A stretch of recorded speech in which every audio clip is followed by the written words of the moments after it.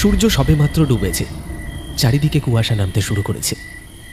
গদাই হাতে একটি মাছ ধরার ছিপ আর ঝুড়ি নিয়ে জঙ্গলের রাস্তা দিয়ে যাচ্ছে। পথে বটতলায় দেখা হলো বনমালী দাদুর সাথে। দাদু সেখানে বসে নিজের মনে বিড়ি খাচ্ছিল। আজ যেন ঠান্ডাটা একটু বেশি। গ্রামের শেষ প্রান্তে কালীতলা জঙ্গল। এই জঙ্গল পার হলেই একটা বড় বিল আছে, যেখানে শীতের রাতে প্রচুর মাছ পড়ে। গদাই আজ সেখানেই যাওয়ার জন্য তোড়জোড় করছে। কিন্তু কালীতলা জঙ্গল নিয়ে গ্রামের মানুষের মনে এক গভীর আতঙ্ক আছে, বিশেষ করে অমাবস্যার সময়।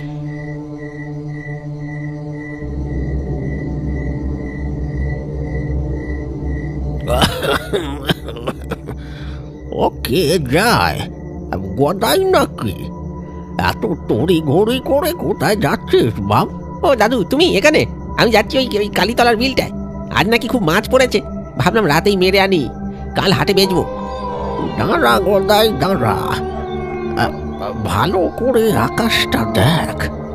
আজ অমাবস্যা, আর ওই কালীতলার জঙ্গল ওটা ভালো জায়গা নয়, বিশেষ করে এই সময়টা। আজ আর ও পথে যাস না বাবা, যাস না, মাছ কাল সকালেও ধরা যাবে। ও দাদু, তুমিও না ভূত প্রেত নিয়ে পড়ে আছো। আমি তো কতবার গিয়েছি রাতে, কই কিছু তো দেখিনি। আজ রাতে বড় মাছ না ধরলে কালকের হাটে আমার পকেট খালি থাকবে। তুমি বাড়ি যাও দাদু, ঠান্ডা লাগছে তোমার।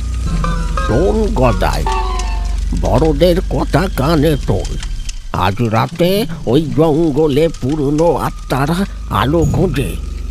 কালীতলা বনের ভেতর দিয়ে যাওয়ার সময় যদি কোনো হারিকেন বা লণ্ঠনের আলো দেখতে পাস, খবরদার সেদিকে যাস না। ওই আলো একবার চোখে পড়লে বা হাতে নিলে মানুষ আর চেনা পথে ফিরতে পারে না। আচ্ছা দাদু, মনে থাকবে, তুমি চিন্তা করো না, আমি আসছি। গদাই দাদুর কথাগুলোকে বাতাসের মতোই উড়িয়ে দিল। গদাই জঙ্গলের গভীরে প্রবেশ করেছে। চারপাশটা বড্ড নিস্তব্ধ। মাঝে মাঝে বাঁশঝাড়ের ক্যাচ ক্যাচ শব্দ শোনা যাচ্ছে। গদাইয়ের টর্চের আলোটা কেমন যেন কমে আসছে। ব্যাটারিটা বোধহয় শেষ। কুয়াশায় পথটা ঝাপসা। এমন সময় হঠাৎ তার পায়ে শক্ত কিছু একটা ধাতব জিনিসের ঠোক করে লাগলো। আরে, এটা আবার কি? একটা হারিকেন। গদাই নিচু হয়ে দেখল ঝোপের আড়ালে একটা পুরনো পিতলের হারিকেন পড়ে আছে। জিনিসটা ধুলোয় ভর্তি, কিন্তু অদ্ভুতভাবে ঝকঝক করছে, যেন কেউ এইমাত্র ওটা পালিশ করে রেখে গেছে। বাহ, কি মজবুত জিনিস! একদম দাদু পরদাদুর আমলের মনে হচ্ছে। কেউ ফেলে গেছে হয়তো। যাকে, টর্চের আলো তো কমছে, এটা জ্বালিয়ে দেখি কাজ হয় কিনা। বনমালী দাদুর নিষেধ গদাইয়ের মনে ছিল না। সে হারিকেনটা নাড়িয়ে দেখল ভেতরে তেল আছে। সে পকেট থেকে দেশলাই বের করে কাঠি জ্বালিয়ে লণ্ঠনটা জ্বালালো। হারিকেনের আলোয় পথটা এখন খুব পরিষ্কার দেখা যাচ্ছে। গদাই মনের সুখে হাঁটছে।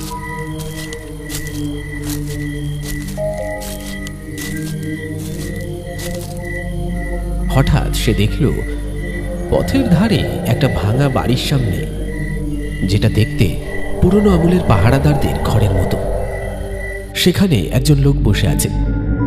লোকটা একটা কালো কম্বল মুড়ি দিয়ে বসে আছে, মুখ দেখা যাচ্ছে না।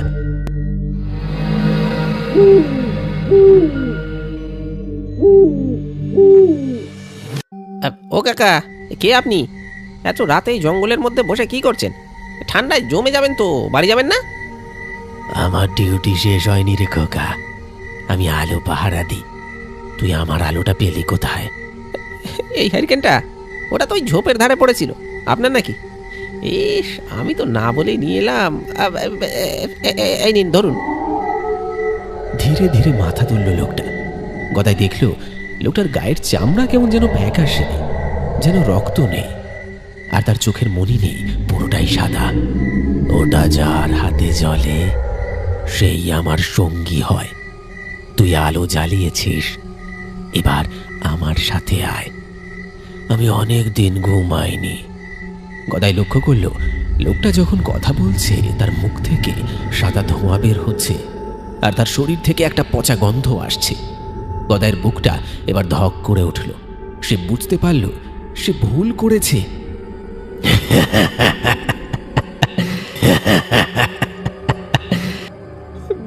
ছেড়ে দাও, আমি লণ্ঠন চাই না। তুমি কে? আমি নিধিরাম, এই বনের পাহারাদার ছিলাম। 50 বছর আগে একদিন আলো নিভে গিয়েছিল, তাই চোরেরা ঢুকে ছোট দাদা বাবুকে মেরে ফেলেছিল। আমার মালিক আমাকে শাস্তি হিসেবে জীবন্ত কবর দিয়েছিল এই ভিটে। সেই থেকে আমি আলো খুঁজছি। আজ তুই আলো ধরেছিস, আজ থেকে তুই পাহারা দিবি। আমি একটু মাটির নিচে গিয়ে ঘুমাবো। নিধিরামের চেহারা বদলে যেতে লাগলো।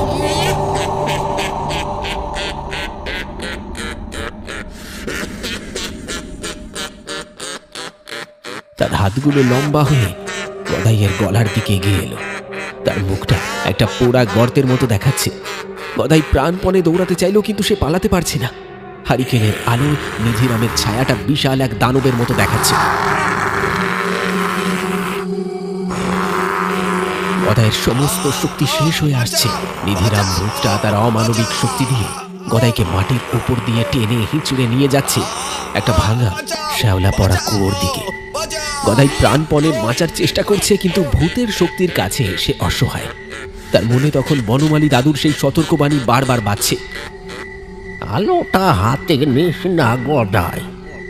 দাদুর কথা না শুনে সে যে কত বড় ভুল করেছে তা এখন হাড়ে হাড়ে টের পাচ্ছে। ছাড়, ছাড় বলছি, আমি ভুল করেছি। তুই তোর হাড়িকে নিয়ে নে, আমাকে ছেড়ে দে। দোহাই তোর, আমাকে ছেড়ে দে, ছেড়ে দে, আমাকে ছেড়ে দে। এখন আর কেঁদে লাভ নেই রে খোকা। যতই ছটপট কর, আজ তোর মুক্তি নেই। আমার অনেক দিনের ক্লান্তি, আমি ঘুমোবো। আর তুই আজ আমার হাতে মরবি, আর সারা জীবন এই বনে আলো হাতে পাহারা দিবি। নিধিরামের প্রেতাত্মা গদাইকে টেনে নিয়ে যাচ্ছে সেই অন্ধকার কুয়োর মুখের কাছে। গদাইয়ের পা এখন কুয়োর কিনারা ছুঁইছ। সে বুঝতে পারছে আর কয়েক মুহূর্ত, তারপরই সব শেষ। আজ তার মুক্তি নেই। সে জানে এই অভিশপ্ত হারিকেনটাই যত নষ্টের মূল, যা এখনো তার হাতে আঠার মতো আটকে আছে। মরার আগে শেষ চেষ্টা হিসেবে গদাইয়ের মাথায় একটা বুদ্ধি এল। তবে নে নে, এই নে তোর আলো।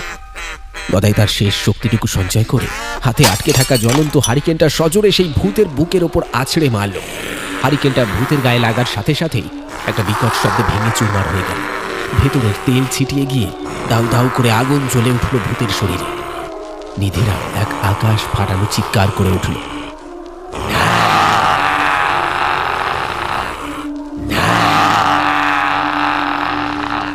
হারিকেন ভাঙার সাথে সাথেই জঙ্গলের সেই মায়াবী আলো আর কুয়াশা জাদুর মতো কেটে গেল।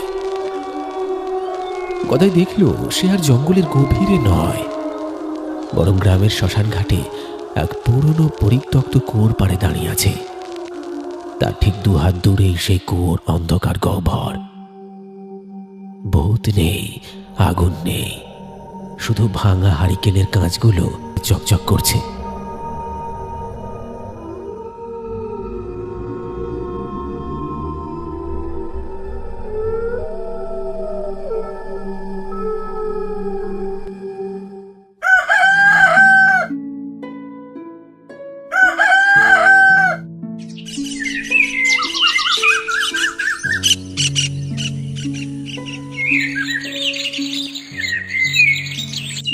গদাই বনমালী দাদু বসে আছে একটা মন্দিরের চাতালে। গদাই সব ঘটনা দাদুকে খুলে বলল। প্রাণে বেঁচেছি সেই অনেক। নিধিরাম প্রহরী আজ থেকে 50 বছর আগে নিখোঁজ হয়েছিল। তার ওই হারিকেনটা যে জ্বালায়, তাকে সে নিজের জায়গায় বসিয়ে দিতে চায়। আমি আর কোনোদিন অবাধ্য হব না দাদু। অভাবের থেকে প্রাণের দাম অনেক বেশি।